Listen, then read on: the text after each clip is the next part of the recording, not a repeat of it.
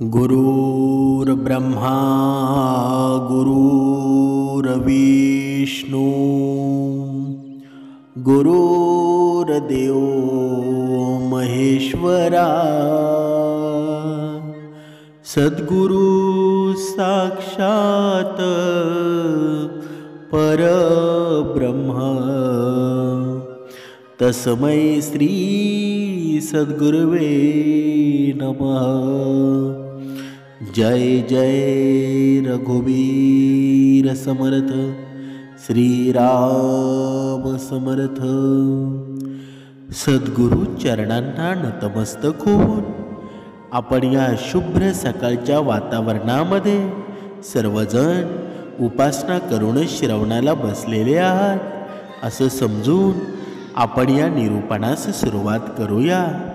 मायबाप सज्जनांचं स्वागत आहे। समर्थांनी सांगितलेलंच आहे ना, प्रत्येक मनुष्याच्या आयुष्यामध्ये आहे ना, प्रत्येक रात्र चमत्कारिक असते। प्रत्येक रात्र आहे ना, मनुष्याच्या जीवनामध्ये एका अनोखं सौंदर्य निर्माण करत असते।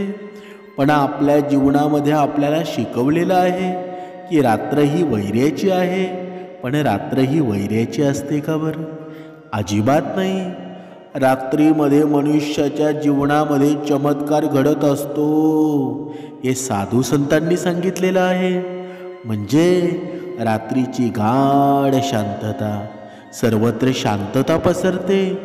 तुम्ही गाढ झोपेमध्ये असताना आणि दिवसभराच्या कष्टानंतर तुमचं शरीर आणि मन आहे ना, ते विश्रांती घेत असताना अचानक तुम्हाला जाग येते।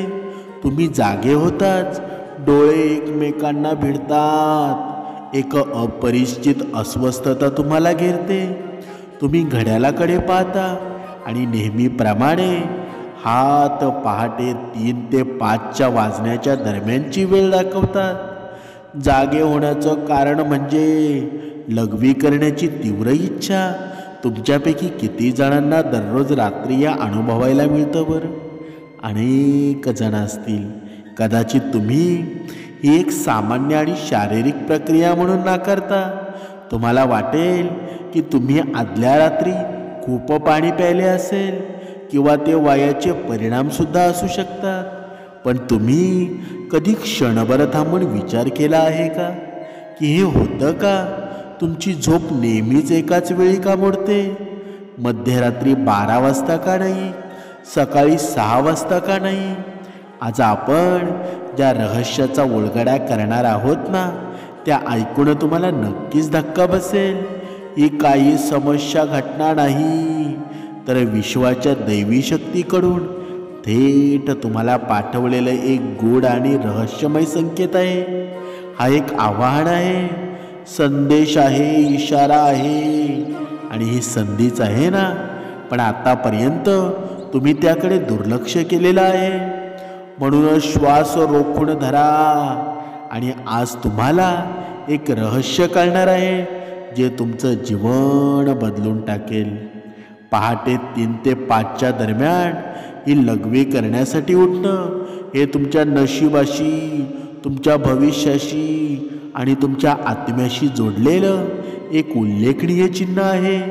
हे एक सत्यच आहे ना की एकदा तुम्ही जे समजून घेतलं ना की तुम्ही या घटनेला कधीही गृहीत धरणार नाही, कधीही सामान्य पाहणार नाही। आपल्या प्राचीन वेद पुराण धर्मग्रंथामध्ये ही वेळ आहे ना, हा फक्त घड्याळाच्या काट्यांसारखा नाही। हा काळ आहे एक जिवंत शक्तीचा आहे, ऊर्जा मांडलेली आहे। म्हणजे दिवसाच्या प्रत्येक तासाचा स्वतःचा प्रभाव आहे ना, तो अद्वितीय शक्ती निर्माण करत असतो। परंतु सर्वांमध्ये सर्वात पवित्र, सर्वात शक्तिशाली आणि सर्वात अद्भुत काळ म्हणजे कोणता असेल बरं? तो म्हणजे ब्रह्ममुहूर्त। हा वेळ आहे ना, पहाटे 3:40 सुरू होतो आणि जेमतेम 6 वाजेपर्यंत असतो ना। म्हणजे ब्रह्म म्हणजे देव आणि मुहूर्त म्हणजे वेळ, म्हणजे देवाची वेळ, त्याला आपण म्हणतो ब्रह्ममुहूर्त। आणि या वेळेला देवाचा काळच म्हणतात ना. यावेळी विश्वाला चालना देणारी ऊर्जा आहे ना, त्याच्या सर्वोच्च पातळीवर असते. रात्रीचा अंधार संपत आहे आणि दिवसाचा प्रकाश अजून आलेला नाही. या दोघांमधील हा एक जादुई क्षण आहे ना. यावेळी देव, देवी, दैवी ऋषी आणि दिव्य आत्मे आहेत ना, ते सूक्ष्म स्वरूपामध्ये पृथ्वीवर अवतरतात. विश्वातील सर्वोत्तम, शुद्ध आणि शांत ऊर्जा आपल्या सभोवताली उपस्थित असतात. तुम्ही कदाचित लक्षात घेतला असेल की यावेळी हवा वेगळी वाटू लागते. हवा थंड आणि ताजी आहे. पक्षी किलबिलाट करू लागतात. हा काळ फक्त शांततापूर्ण नाही तर खूप खास असतो. आता तुम्हाला एक प्रश्न पडलेला असेल, रात्री उठण्याशी आणि लघवी करण्याच्या इच्छेशी याचा काही संबंध आहे बरं? हा संबंध खूप खोलवर आहे. जेव्हा ही दैवी ऊर्जा तुमच्याशी जोडू इच्छिते ना, तुम्हाला सिग्नल देऊ इच्छिते, तेव्हा थेट कधीच बोलत नाही. ती तुमच्या स्वतःच्या शरीराचा माध्यम म्हणून ती वापर करत असते. तुम्हाला झोपेतून जागे करण्यासाठी ती तुमच्या शरीरामध्ये लघवी करण्याची इच्छा निर्माण करते, जेणेकरून तुम्ही उठता.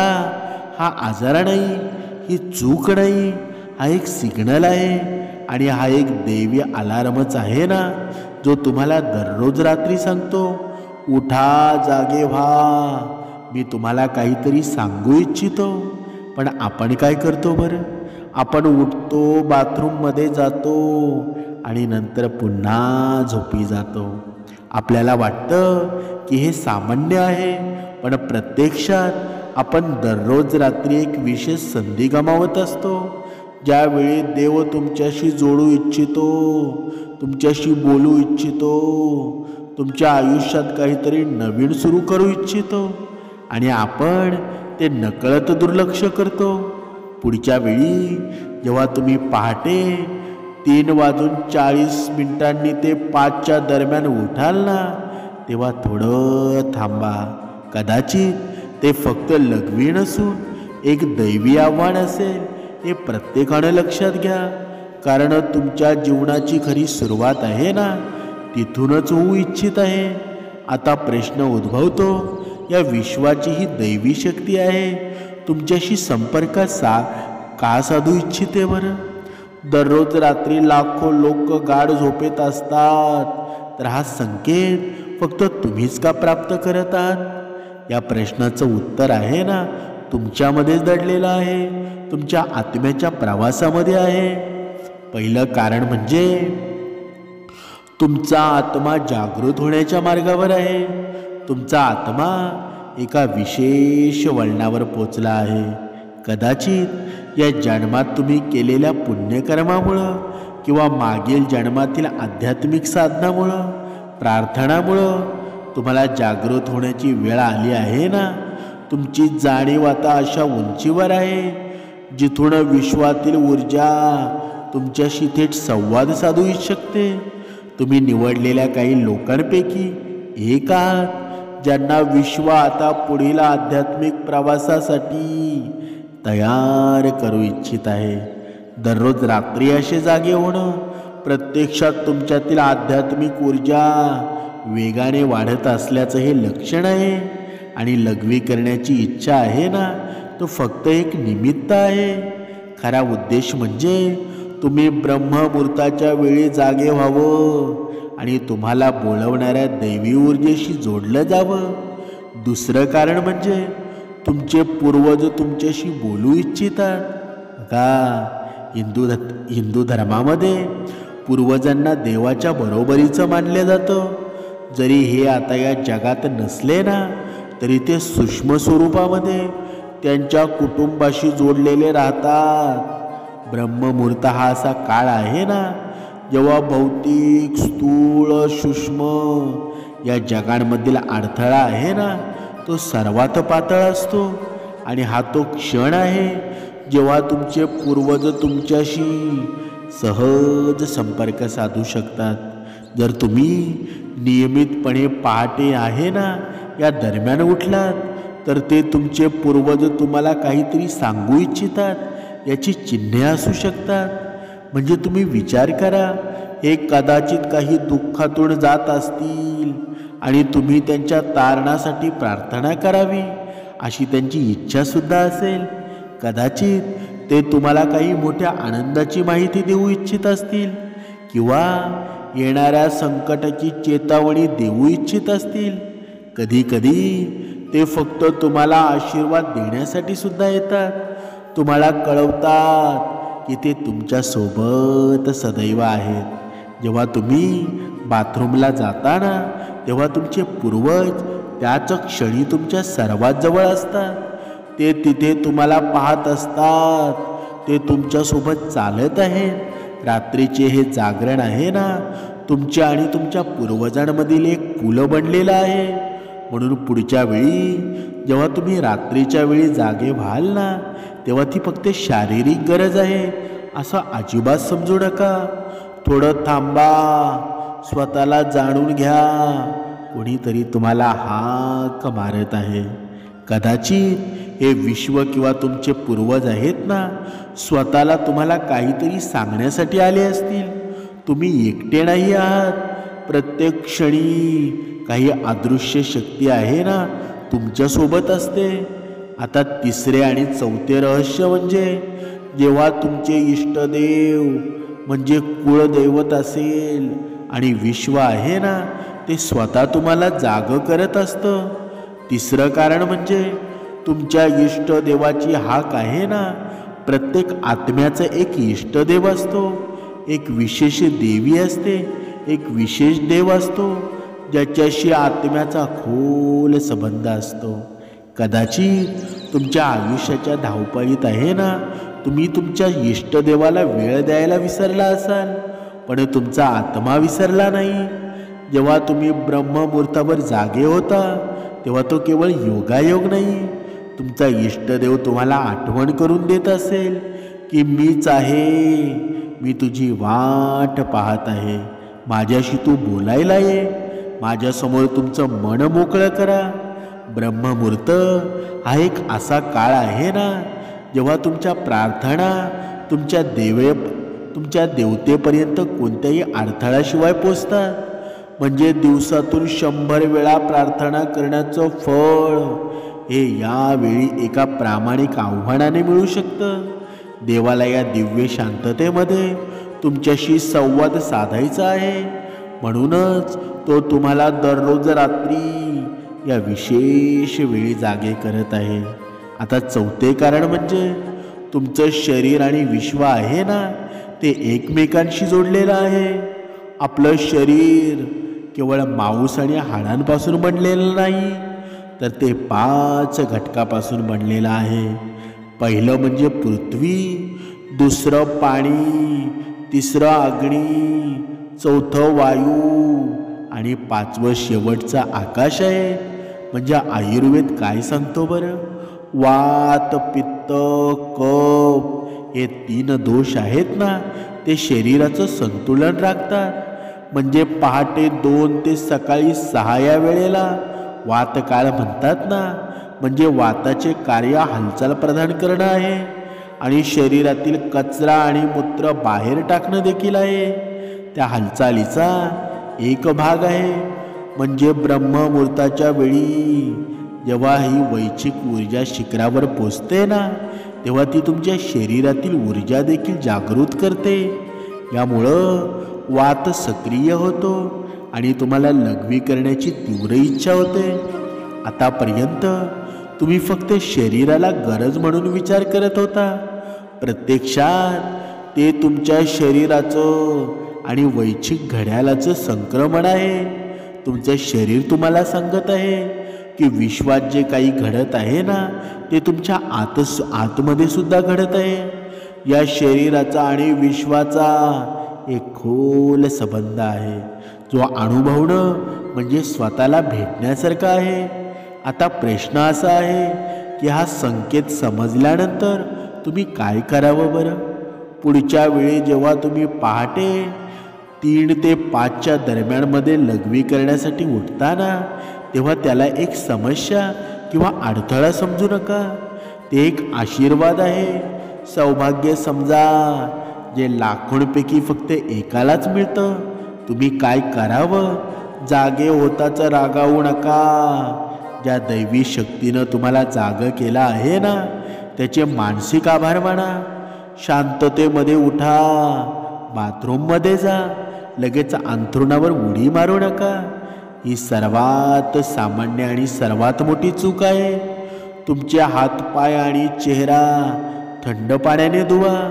यामुळं तुमच्या आतली झोप मोडेल आणि तुम्हाला हलकं आणि ताजेतवानं वाटेल. मग काही मिनिटांनी शांतपणे बसा. तुम्ही शांतपणे प्रार्थना करू शकता. उपासनेला सुरुवात करा.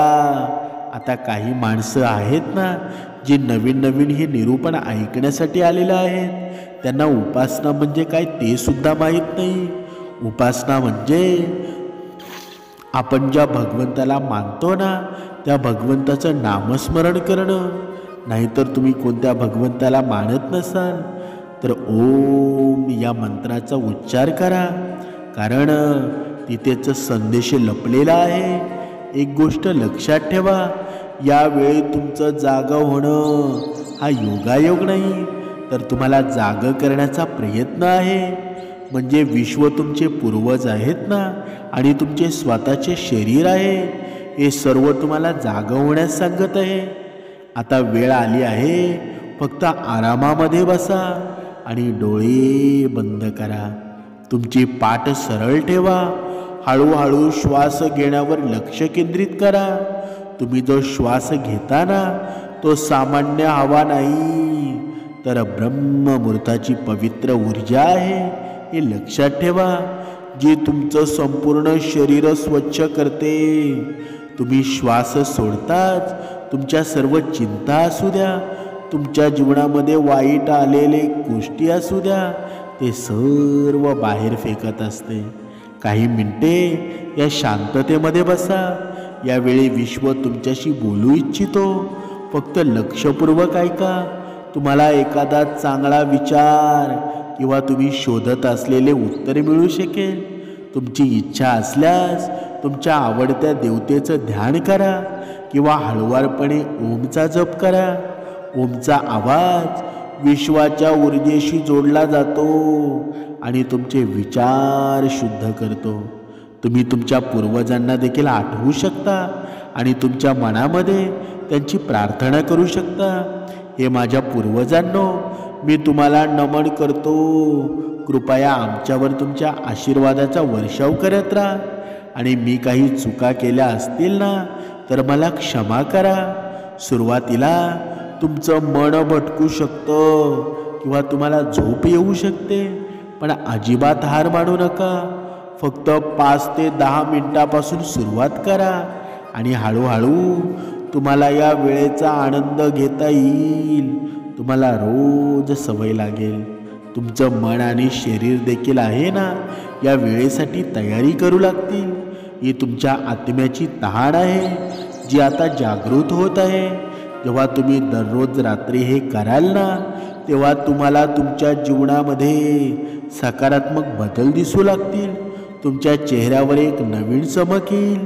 तुमच्या चिंता भीती कमी होऊ लागतील. ही जादू किंवा अंधश्रद्धा नाही, तर एक वैज्ञानिक पद्धत आहे.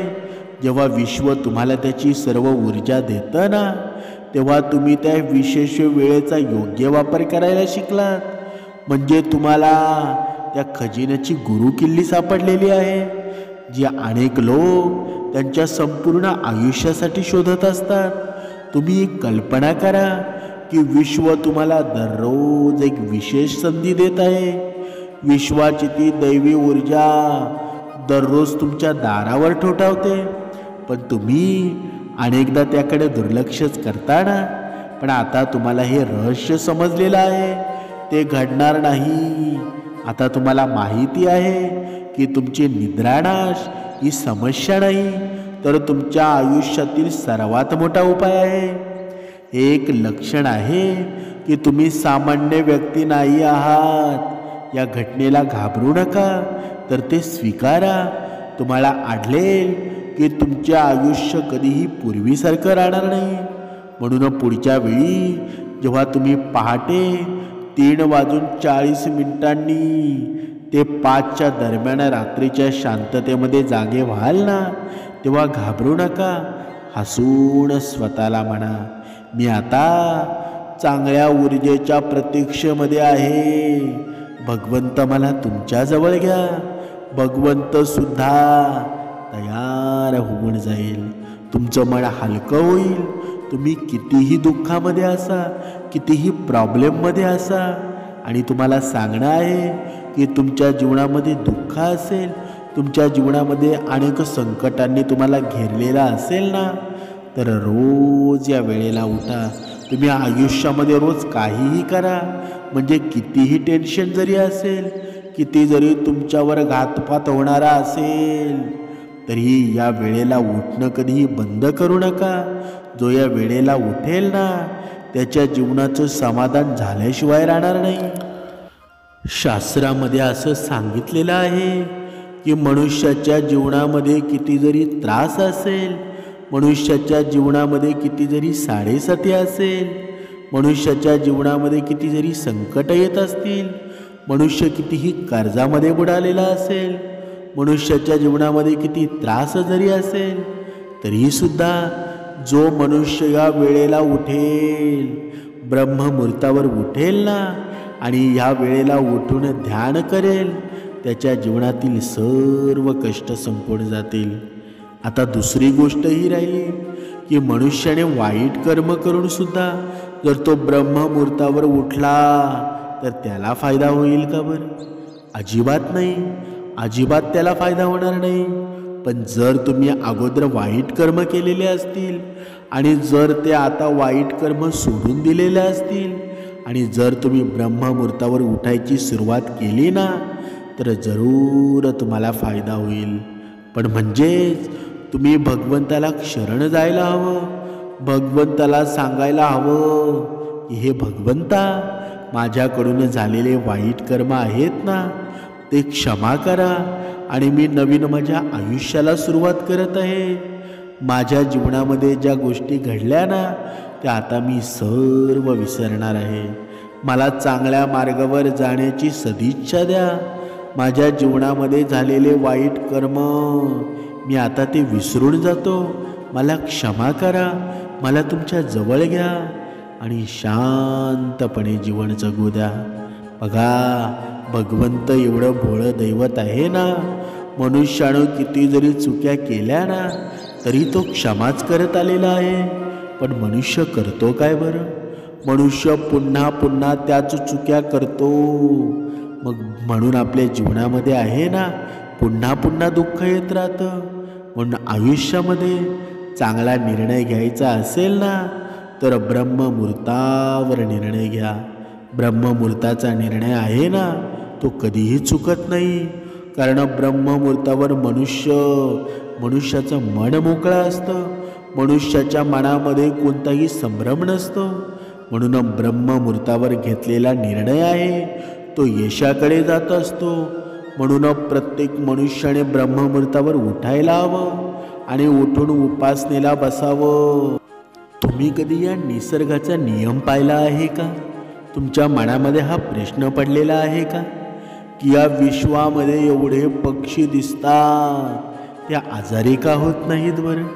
कधी तुम्ही विचार केला आहे का? आणि जरी ते आजारी झाले तरी त्यांच्यावर डॉक्टरांचा उपयोग होतो का बरं? बघा, तुम्ही विचार करा. या जगामध्ये एवढे पक्षी आहेत, या विश्वामध्ये एवढे प्राणी आहेत, तुम्ही आजारी होताना कधी पाहिले आहेत का बरं? बघा, करोडामधून एखादा पक्षी असेल, तो आजारी पडलेला असेल, आणि तोही असा पक्षी असेल ना की तो लवकर उठत नसेल. बघा, तुम्ही कधीतरी अचानक पहाटे उठता ना, तेव्हा बघा सर्व पक्ष्यांची किलबिलाट असते. म्हणजे एक गोष्ट तुम्ही लक्षात घ्या की जे प्राणी आहेत ना, जे पक्षी आहेत, ते सकाळी ब्रह्ममुहूर्तावर उठतात, म्हणून एवढे निरोगी असतात ना, म्हणून एवढे स्वच्छंदी जीवन जगतात. आणि जेव्हा संध्याकाळ होते ना, संध्याकाळ होण्याच्या आतमध्ये ते आपल्या घरट्यामध्ये असतात. तुम्ही रात्री कधी पक्ष्यांचा किलबिलाट ऐकला आहे का? कधीच नाही, कारण ते रात्री झोपी जातात.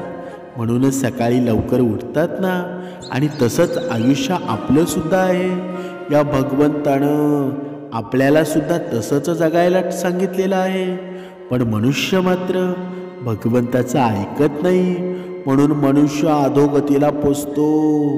म्हणूनच समर्थांनी सांगितलेलं आहे ना, माणसा तुझ्यापेक्षा पशुपक्षी बरे, कारण ते कुणाला त्रास देत नाहीत, कुणाच्या जीवनात दुःख निर्माण करत नाहीत. तू स्वतःच्या फायद्यासाठी इतरांना दुःख देतोस, स्वतःच्या स्वार्थासाठी इतरांच्या जीवनामध्ये विष घालवतोस. मग तुझा माणूस होण्याचा फायदा तरी काय बरं? तुला माणसामध्ये माणूस दिसत नाही तर भगवंत कसा दिसेल बरं?